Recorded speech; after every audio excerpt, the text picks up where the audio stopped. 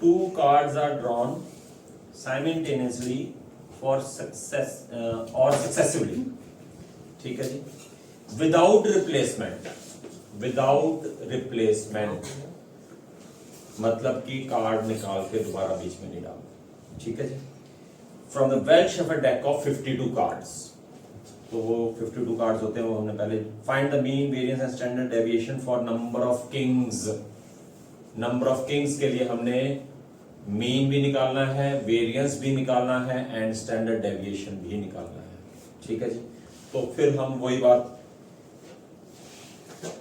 जैसे इन्होंने बुक में किया हुआ है वैसे ही स्टार्ट करेंगे। Let X denote number of kings, number of kings drawn, ठीक है जी। अब कितने कार्ड्स निकालने हैं? 2 cards, one after the other, ठीक है जी, विदाउट रिप्लेसमेंट। तो यहां पर बेटा अब हम कॉम्बिनेशन का यूज करेंगे। तो कॉम्बिनेशन के लिए एक बारी हम थोड़ा सा पीछे की तरफ जाते हैं। विदाउट रिप्लेसमेंट में याद रखिए कॉम्बिनेशन लगती होती है, और अगर विदाउट रिप्लेसमेंट जैसे हमने पिछली वीडियोस में, पिछले वीक किया हुआ है, लेक्चर्स में क्या किया हुआ है कि विदाउट रिप्लेसमेंट के लिए हमने पहले एक पत्ता निकाला 48/52 जैसे कोई भी है हमने निकाला, और उसके बाद जब दूसरा निकाला तो हमने एक कम कर दिया उसमें से। तो वैसे भी कर सकते हैं, पर इसमें जो है केसेस बहुत ज्यादा बन जाएंगे, इसीलिए हम इन चीजों को अवॉइड करने के लिए हम कॉम्बिनेशन का सहारा लेते हैं। Is that clear? ठीक है जी। सो वो क्या है और किस तरह से है वो देखिए जरा। Okay, so suppose x is equal to 0, no king. So without king हमारे पास टोटल केसेस कितने हो जाएंगे, कितने हमारे पास कार्ड्स हो जाएंगे without king? Without king 48 cards होंगे, right. So probability of x is equals to 0, ध्यान से देखिए, 48c2 upon 52c2। Total cards हमारे पास 52 है और निकालने कितने हैं? 2 कार्ड्स निकालने हैं। अब ये C का मतलब कॉम्बिनेशन, वो मैं आपको पहले बता चुका हूं, पर कॉम्बिनेशन की एक्सपेंशंस और उसके बारे में थोड़ा सा हम ब्रीफ में करेंगे, थोड़ा सा टच करेंगे उस टॉपिक को, और उसके बाद फिर हम इसको इवैल्यूएट करेंगे। सो देखिए क्या है, सबसे पहले उस चैप्टर में आता था फैक्टोरियल। अब फैक्टोरियल क्या है? फैक्टोरियल जैसे कि मुझे कहा गया 5 फैक्टोरियल निकालिए, तो मैं कहता हूं 5 into 4 into 3 into 2 into 1 and this comes out to be 120। तो कई बार 5 फैक्टोरियल को ऐसे करके यहां ऐसे भी लिख दिया जाता है, तो डजंट काउंट। इसको हम अवॉइड करते हैं। इसी को क्यों लिखते हैं? कारण है कई बार ये डॉट लगाना रह जाता है तो वो 51 बन जाता है, तो वो थोड़ा सा फिर गलत डायरेक्शन में समझाने की शंका होती है, इसीलिए हम इस तरफ ऐसे करते हैं, ठीक है जी। डाउट, शंका, डाउट। सो इसको बेटा इवैल्यूएट, अब जैसे कई बार ऐसे जरूरत नहीं 5 फैक्टोरियल आ गया तो 5 फैक्टोरियल को हमने सॉल्व कर लिया, तो इसको इवैल्यूएट कैसे करना है? इवैल्यूएट करना है 30 फैक्टोरियल जैसे है अपॉन मान लीजिए 28 फैक्टोरियल है, तो इसको इवैल्यूएट कैसे करना है? इसको इवैल्यूएट करने के लिए बेटा 30 into 29। अब आप कहोगे जी इसको सब एंड तक लेके जाइए, नहीं एंड तक नहीं जाना है। जो बेटा इन दोनों में से बड़ा होता है उसको हम ओपन करते हैं फैक्टोरियल को, और वहां पर जाकर रुक जाते हैं जहां पर ये उसके बराबर आ जाता है, डिनोमिनेटर या न्यूमरेटर जो भी, ठीक है जी। अब आप कहोगे कि ये 28 फैक्टोरियल पे रुक क्यों गया? अब ये इसका मतलब 28 फैक्टोरियल का मतलब क्या होता है? 28 into 27 into 28, 26, 25, 24 आगे जाते हैं कि बनकर।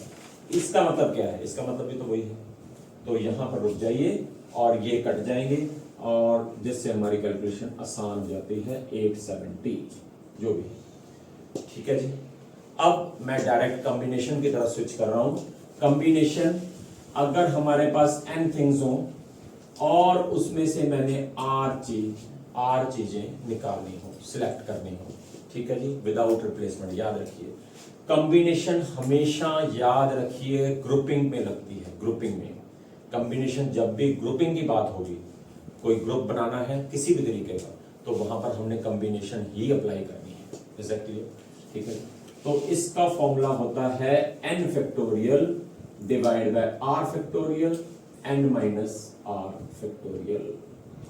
तो ये फॉर्मूला है बेटा जिसके बेसिस पे हमने इन सम्स को अब सॉल्व करना है।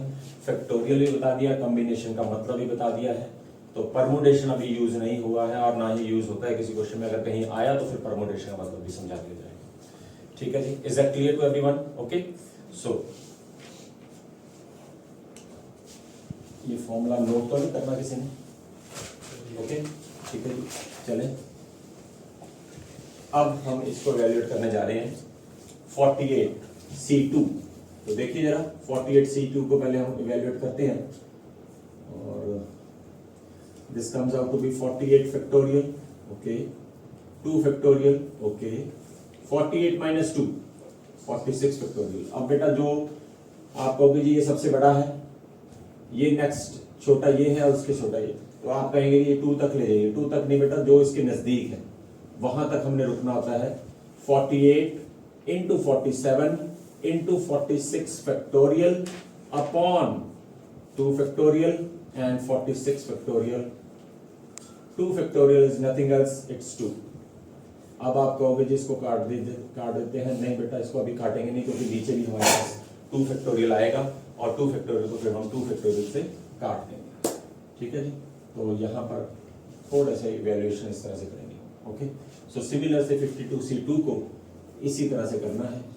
52C2 that is 52 factorial, it's 2 factorial and it's 52 minus 2 is 50 and this comes out to be 52 into 51 into 50 factorial divide by 2 factorial into 50 factorial और ये 2 फैक्टोरियल से फिर कट जाएगा। तो हमारी probability at x is equal to 0 क्या आ जाएगी? ध्यान से देखिए, 48 into 47 upon 2 factorial divide bye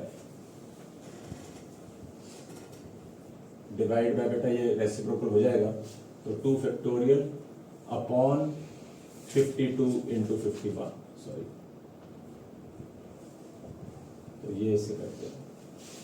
हाँ जी, ये कॉम्बिनेशन का इवैल्यूएशन पता लगी। ओके, तो इसको हम थोड़ा सा स्पेस ज़्यादा रुक रहे हैं, इसको हम इवैल्यूएट करेंगे अब। सो 48 I think so 4 into 47 and this is sorry 4 के टेबल पे 12 and 13 into 51। So I think so 3 4 and 3 17 and 7 4 are 28, 2 16 and 2 is 18 upon 221, 188 upon 2. Okay, so x is equals to 1. अब एक किंग आ गया, तो एक किंग आ गया तो x is equals to 1, that is 4 में से एक किंग आ गया एंड बाकी 48 कार्ड्स में से एक दूसरा आ गया, क्योंकि हमने कार्ड्स 2 ही निकालने हैं। 1 + 1 is 2। आपको ये कैसे प्लस हो गई? ये बेटा एक सिर्फ चेक करने का तरीका है, प्लस नहीं होते हैं इसे, पर बस चेक करने का तरीका है। क्या हमने 2 कार्ड्स हमें कहे गए थे, क्या हमने 2 कार्ड्स निकाले? ये देखिए यहाँ पर 2 कार्ड्स निकले, तो यहाँ पर चेक करने का तरीका है इनटू दिस प्लस दिस और डिवाइड बाय 52C2। तो इसी तरह से बेटा इसको इसकी कैलकुलेशन काफी लंबी चली जाएगी, हम इसको डायरेक्ट ही कर लेते हैं and this comes out to be 32 upon 221। ठीक है जी, सो इवैल्यूएट करके देखें एक बार, चलिए कर लेते हैं। 4C1 बेटा 4 होता है, 48C1 इज अगेन 48, और इसकी बेटा कॉम्बिनेशन कुछ और भी रूल्स बताता हूं मैं अभी आपको, जिससे कि आपकी कैलकुलेशन और आसान हो जाए। और 52C2 हमारा कितना आया था? 2 ऊपर चला जाएगा and 52 upon 51, okay, and this is 12, this is 13 and 4 and this is 17, so 4 4 16 16 32, right? Okay, so हमारी कैलकुलेशन सही है। तो इसमें बेटा नीचे तो 221 आ ही गया, 13 17 221, यहाँ पर भी 13 17 221 आ गया। बेटा एक बात का ध्यान रखिए, कॉम्बिनेशन में हमेशा याद रखिए NC0 या NCN हो। NC0 यहां पर 0 हो या ये दोनों बराबर हो, इसका आंसर सोचने की जरूरत नहीं है, हमेशा 1 होगा। कुछ भी ले लीजिए आप, 100 सी 100, 1000 सी 1000, 10,000 सी 10,000 भी ले लीजिए, ये 1 ही आने वाला है। 10,000 सी 0 ले लीजिए तो भी 1 आएगा, ये बात समझ लीजिए। दूसरी बात, एन सी 1 हो, यहां पर 1 बढ़ा लिया और यहां से 1 कम कर दिया। याद रखिए ये वाली चीज इससे कभी बड़ी नहीं हो सकती, ये बात ध्यान रखिएगा। एन चीजें बड़ी हैं मेरे पास और मैंने उसमें से आर चीजें निकालनी है, तो आर हमेशा लेस देन होगा एन के या इक्वल टू एन होगा। अब मेरे पास क्या चीजें पड़ी हैं, एन चीजें पड़ी हैं या मेरे पास 100 चीजें पड़ी हैं। अब मुझे कोई कह दीजिए कि आप कितने तरीके से 101 चीजें सिलेक्ट करेंगे, कैसे सिलेक्ट करूंगा जब मेरे पास चीजें ही 100 पड़ी हैं, तो ये कभी भी ग्रेटर नहीं हो सकता, ये ध्यान रखिएगा। अब कहोगे कि यहां पर 1 बढ़ा दिया, यहां पर भी 1 बढ़ाओ, यहां पर नहीं बढ़ेगा, ये पहले बराबर है। बराबर हो सकते हैं, कम हो सकता है, ये वाला आर है, ये एन है, आर हमेशा एन से कम होगा या बराबर होगा, पर ये कभी भी ग्रेटर नहीं होगा, इस बात का ध्यान रखिए। और दूसरी बात, NC1 आ गया, NCN-1 आ गया, ये दोनों की वैल्यू सोचने की जरूरत नहीं है, n ही होती है। जैसे यहां पर 4C1 था तो मैंने सोचा नहीं, 4C1 को मैंने 4 लिख दिया एंड 48C1 को 48 लिख दिया। ठीक है जी, इज दैट क्लियर? यहां पर मुझे अब सोचने की जरूरत नहीं है। इन शॉर्ट मैं आपको एक बात बताऊं, in short NCR and NCN-R ये दोनों हमेशा बराबर होते हैं। NCR, ये देखिए NC1 और इन दोनों का सब्ट्रैक्शन कर दीजिए, N-1 आ गया, ये देखिए N-1 आ गया, इन दोनों का सब्ट्रैक्शन कर दीजिए, N आ जाएगा, यहां पर N। तो NCR, अब मुझे कोई पूछे 7C3 किसके बराबर है, मैं कहूंगा जी 7 माइनस 3 कितना होता है 4, तो 7C3 7C4 के बराबर होगा। मुझे सोचने की जरूरत नहीं है, निकाल के घर पे देख सकते हैं, जो फॉर्मूला कराया गया है उसमें लगा के देखेंगे तो अपने आप ही ऑटोमेटिकली आपके सामने आंसर आएगा। ठीक है जी, ये कॉम्बिनेशन के कुछ रूल्स हैं जिसके बारे में आपको बताया गया है। और इसके बाद हम आगे चलते हैं, x इज इक्वल टू 2।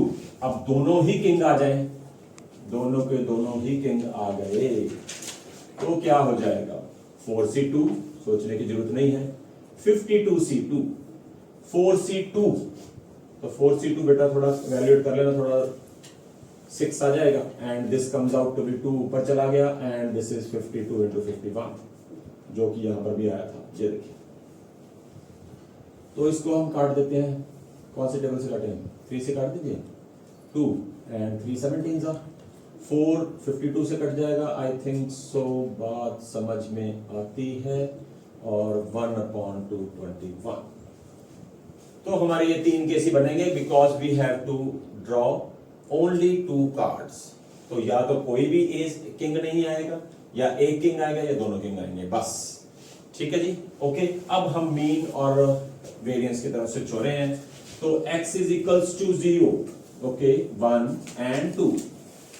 ठीक है जी, तो इसको हम इधर ना लिखकर थोड़ा सा स्पेस बना दें, इस तरफ इधर बना दें, x is equals to 0, 1 and 2, and what happens, px is 188 upon 221, 32 upon 221 and 1 upon 221। तो बेटा याद रखिए, मैंने उस दिन भी आपको बताया था कि इनमें प्रोबेबिलिटी का सम इन सारे इवेंट्स का 1 कहा गया था।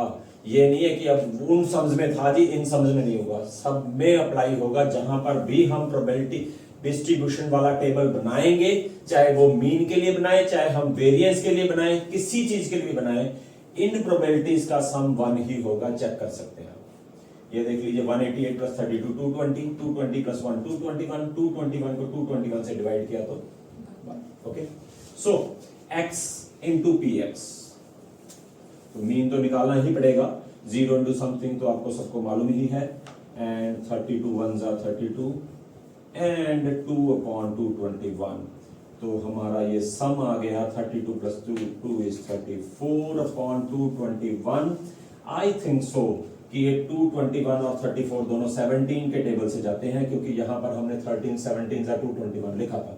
तो 34 17 2 जा and it's 13, so mean is sigma of XPX and this is 2/13। अरे नंबर बनी हुई है, ठीक है, क्या हो गया, ठीक कर रहा हूं, गलत नहीं होगा कुछ? कौन से 2 से ये बेटा, ये अलग है, ये चीज वो ये अलग है, आप गलत ले गए, ये अलग है बेटा। हाँ जी, ओके, सो एक्स स्क्वायर मुझे पता नहीं लगा, आपके बाद में करते हैं। 0 का स्क्वायर करिए 0, 1 का स्क्वायर तो एक्स स्क्वायर px,